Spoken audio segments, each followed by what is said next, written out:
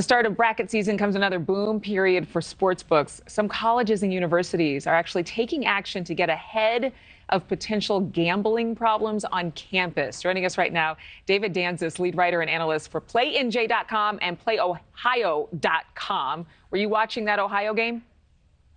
I can't say I was. No, I was at my son's football banquet last night.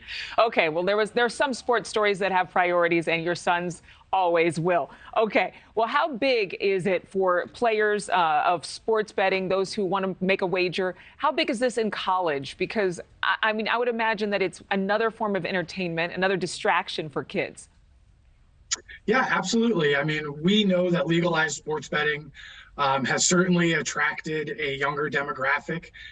So college kids certainly fall into that. And, it's beholden on both state regulators and these legal sports books to do all they can to make sure that everybody is gambling responsibly if they choose to do so, but particularly people who are most vulnerable, and that includes our college students. So should universities ban betting? If they did, how would they?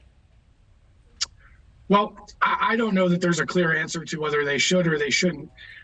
Several universities have taken it upon themselves to impose sports betting bans on campus.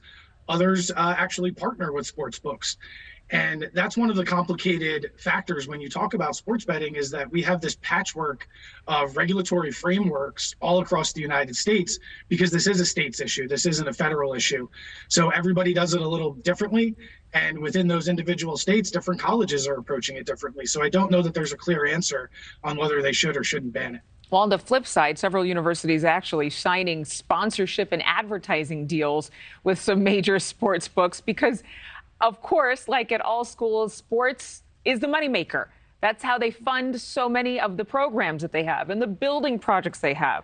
So while that's well and good, is there a concern that young people could develop gambling addiction at a younger age now? There's absolutely a concern. I mean, as I mentioned earlier, we know that these new forms of gambling appeal to younger bettors. Particularly any form of online gambling, whether it's sports betting, casino, poker, they're certainly more at risk. And I think colleges need to take this seriously and start educating their student bodies about the dangers of gambling. And they also need to start providing resources to these students should they need them. Some of the legal sports books do a good job of providing those tools to gamblers, but I think there needs to be more education so that people realize what's available to them. David Danzis, thank you so much. I appreciate it. Thank you. Thank you for watching. Go to newsnationnow.com to find NewsNation on your television provider. And don't forget to click the red subscribe button below to get more of NewsNation's fact-driven, unbiased coverage.